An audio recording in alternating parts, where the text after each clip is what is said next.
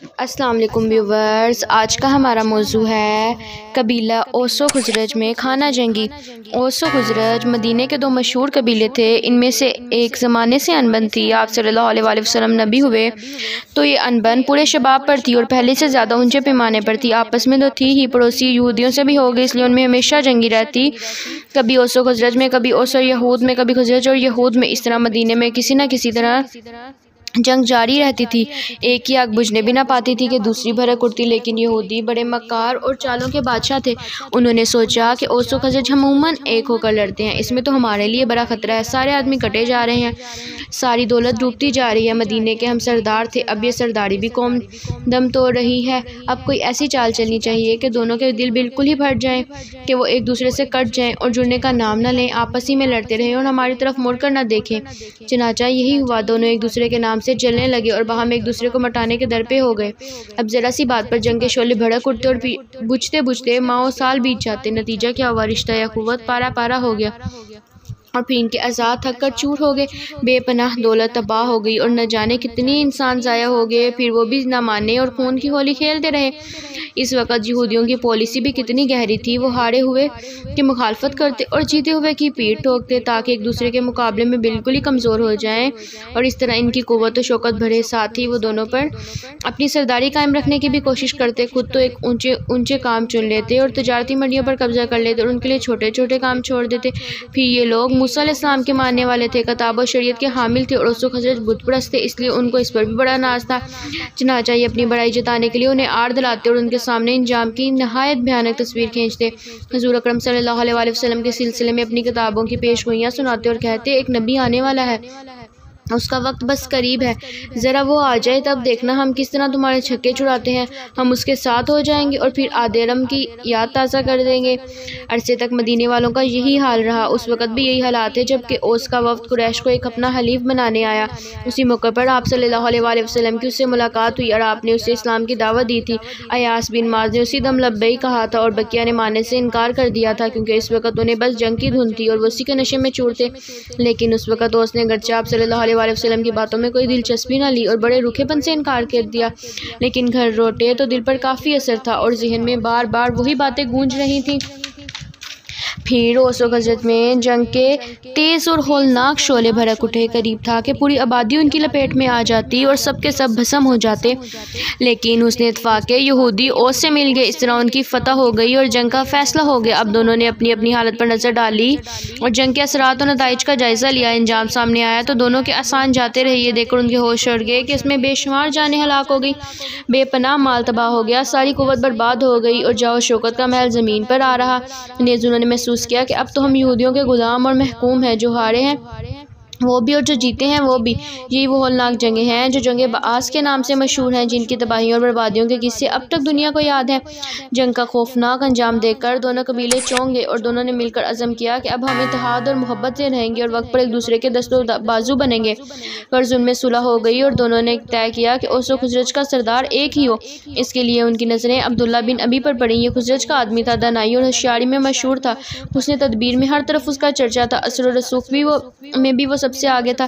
چنانچہ سب نے تائید کی اور بات طے ہو گئی۔ نیز جشن تاج پوشی کے لیے تاریخ بھی پڑ گئی، لیکن اچانک حالات کا رخ بدلا اور یہ کام ہوتے رہ گیا، کیونکہ غیب سے عزت اور سربلندی کے لیے کچھ اور ہی سامان ہو رہا تھا، جو ان کے لیے زیادہ بہتر بھی تھا اور اس تدبیر سے زیادہ کارگر بھی۔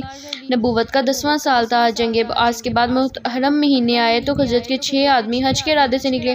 ساتھ میں قبیلے بنو نجار کے بھی 2 آدمی تھے۔ یہ رشتے میں ابو طالب کے ماموں تھے، وہی عبدالطالب جو پیارے نبی صلی اللہ علیہ وسلم کے دادا تھے۔ یہ لوگ مکہ جا رہے تھے۔ عقبہ نام ایک مقام پر پہنچے تو آپ صلی اللہ علیہ وسلم سے ملاقات ہو گئی۔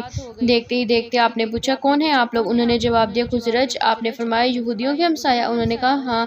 آپ صلی اللہ علیہ وسلم نے فرمایا، ذرا بیٹھیں گے نہیں، کچھ باتیں کریں؟ انہوں نے کہا، جی ہاں ضرور۔ چنانچہ وہ آپ صلی اللہ علیہ وسلم کے پاس بیٹھ گئے۔ پھر آپ صلی اللہ علیہ وسلم نے ان کو دین کی دعوت دی اور اسلام کی باتیں بتائیں، کچھ قرآن بھی پڑھ کر سنایا اور بتایا کہ میں اللہ کا رسول ہوں۔ آپ کی باتیں سن کر وہ بہت حیران ہوئے اور دل پر بڑا اثر ہوا۔ آپس میں انہوں نے کہا، خدا کی قسم یہ وہی نبی ہیں جن کے یہودی دھمکی دے رہے تھے، خدا کی قسم اب وہ ایمان میں ہم سے بازی نہ لے جائیں۔ چنانچہ اسی وقت وہ ایمان لے آئے اور جو کچھ آپ نے فرمایا کانوں نے سنا اور دلوں نے محفوظ کر لیا۔ پھر انہوں نے عرض کیا اللہ کے رسول ہماری قوم میں جتنی بدی اور عداوت ہے کسی بھی قوم میں نہیں ہو سکتا ہے کہ اللہ آپ کی برکت سے دلوں کو جوڑ دے اور سب آپ کے گرد اکٹھے ہو جائیں، کیونکہ آپ سے زیادہ دل عزیز تو کوئی اور ہو ہی نہیں سکتا۔ اسلام کر ان لوگوں نے خوشی خوشی حج کیا، پھر قوم کی طرف پلٹے کہ ان کو نئے نبی کی خوشخبری سنا دے، وہی نبی جس کی آمد کی یہود دھمکیاں دے رہے تھے۔ مگر وہاں پہنچے تو معلوم ہوا کہ اوس تو پہلے ہی یہ مسئلہ سن چکے ہیں۔ یہ بھی دیکھا کہ نہ جانے کتنے دل نئے دین کے لیے بے تاب ہیں اور نہ جانے کتنے سینے اس کو جگہ دینے کے لیے سراپا انتظار ہے۔ دوسرے سال حج کے دن آئے تو اوس و خزرج کے 12 آدمی مکہ کے لیے گھر سے نکلے۔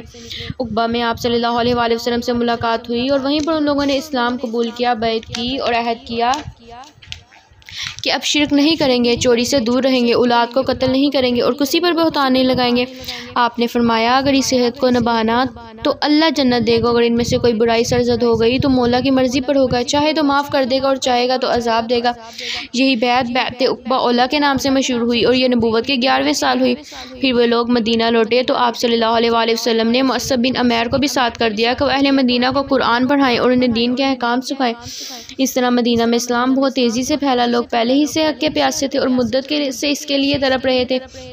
اسلام کو پا کر ان کی پیاس بجھی اور دل کی بے چینی دور ہوئی، اس لیے حضرت مصعب کو اشاعت اسلام میں کوئی خاص زحمت نہ ہوئی۔ لوگ پروانہ وار دین پر ٹوٹے پڑے رہے تھے اور حضرت مصعب پورے جوش اور ولولے سے ان کو علم دین سکھا رہے تھے، یہاں تک کہ کچھ لوگ اندھی غیرت اور حمیت سے سرشار ہوتے اور اسلام کی طرف دیکھنا بھی عار سمجھتے، لیکن جو ہی دین کی برکتیں دیکھتے اور قرآن کی چند آیتیں سنتے پتھر سے موم ہو جاتے، خود بھی اسلام میں آ جاتے اور اوروں کو بھی اس کی دعوت دیتے۔ حضرت مصعب رضی اللہ تعالیٰ عنہ مدینے والوں کو دین سکھاتے اور نمازیں پڑھاتے رہے، یہاں تک کہ گھر گھر دین کا چراغ روشن ہو گیا اور گلی گلی اسلام کا ڈنکا بجنے لگا۔ بس کچھ ہی بد نصیب تھے جو شرک پر اڑے رہے اور آبائی دین چھوڑنے پر تیار نہ ہوئے۔ اللہ اہل مدینہ کا بھلا کرے، ایک ہی سال میں وہاں اتنے مسلمان ہوئے کہ مکہ میں برسوں میں نہ ہوئے۔ انہوں نے محمد صلی اللہ علیہ وآلہ وسلم کے نام کا جھنڈا لہرایا اور ہر طرف آپ کا بول بالا کیا، ٹھیک اس وقت جب قوم آپ کو مٹانے کے در پہ تھی۔ اس لیے کوئی حیرت کی بات نہیں اگر مسلمانوں کے دل اہل مدینہ کی محبت سے لبریز ہو گئے، ان سے قریب ہونے کے لیے بےتاب ہو گئے اور ان تک پہنچنے کے لیے اس طرح تڑپنے لگے جیسے پنجرے میں ایک پرندہ۔ حضور صلی اللہ علیہ وآلہ وسلم بھی اس سلسلے میں کافی فکر مند تھے، کیونکہ اب ایسے جاں باز مل گئے تھے جو آپ کا ساتھ دینے کے لیے تیار تھے، ایسے مددگار مل گئے تھے جو آپ کی حمایت کے لیے سراپا انتظار تھے اور ایسے انصار مل گئے جو آپ پہ انصار ہونے کے لیے بے قرار تھے۔ پھر لگاتار ایسی خبریں آ رہی تھیں جو آپ کے لیے انتہائی مسرت بخش تھیں اور جو ایک انتہائی حسین اور تابناک مستقبل کا پتہ دے رہی تھیں۔ اگر آپ کو یہ ویڈیو اچھی لگی تو لائک کریں، شیئر کریں، کمنٹ کریں اور سبسکرائب کریں۔ شکریہ۔